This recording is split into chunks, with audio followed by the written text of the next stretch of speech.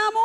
ఇక ఇలాంటి సబ్జెక్ట్ దొరికిందంటే తమన్ గారు ఎలా మ్యూజిక్ ఇచ్చి ఉంటారు అని వీ కెన్ ఎక్స్పెక్ట్.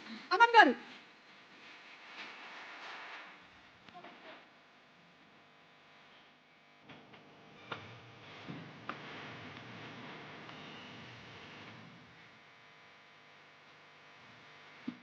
ఓకే, ఒక కాంబో కోరుతున్నారు తమన్ గారు. అండ్ ఆ కాంబో ఇంకెవరో కాదు, మనకి ఈ రోజుల్లో బస్ స్టాప్ నుంచి మొదలు పెట్టి ఒక డిఫరెంట్ కైండ్ ఆఫ్ కల్ట్ సినిమాల్ని చేస్తూ ప్రతిరోజు పండగే మనకు అందించినటువంటి డైరెక్టర్, ఇప్పుడు నిజంగానే ప్రభాస్ గారి ఫ్యాన్స్కి పండగని తీసుకొస్తున్న డైరెక్టర్ మారుతి గారిని కూడా వేదిక మీదకి రావాల్సిందిగా రిక్వెస్ట్ చేస్తున్నాము. మారుతి గారు to please come on stage.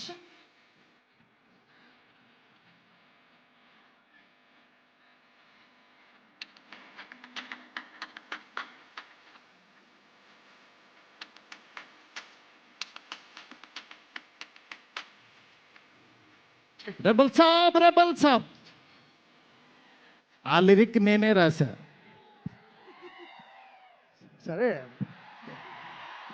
ఇది నువ్వు దయ్యాన్ని పంపించేవా, అది వాడిన మైక్ ఇది. ఓ మంచిదే కదా డార్లింగ్, ఆ దెయ్యం వల్లే 4 డబ్బులు వస్తున్నాయి ఇప్పుడు. అంటే బస్ స్టాప్ నుంచి ఈరోజు ఎయిర్పోర్ట్ దాకా వచ్చావు.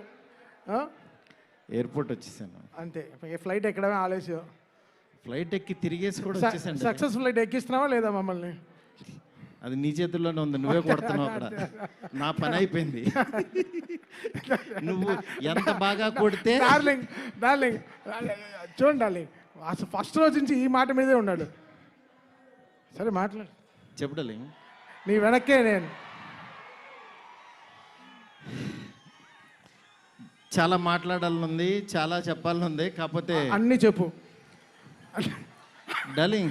వెయిట్ చేస్తా. నీకు చాలా కామెడీగా ఉంది డార్లింగ్. మన అంతే కదా darling. Anyway thank you so much.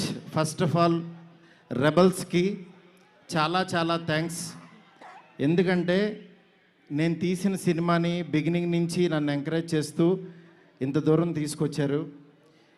అసలు ఈ సినిమా, ఈ మూమెంటు, ఈ ఈవెంటు ఇక్కడికి వస్తాను అని అనుకుంటున్నానంటే కారణం ఇద్దరే.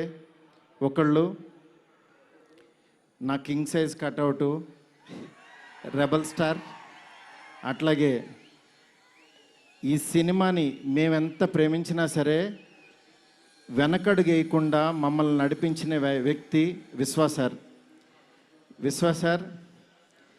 మీకు ఎప్పటికీ రుణపడి ఉంటాను సార్. ఎందుకనంటే ఆయన లైఫ్ పెట్టేశారు ఈ సినిమాకి.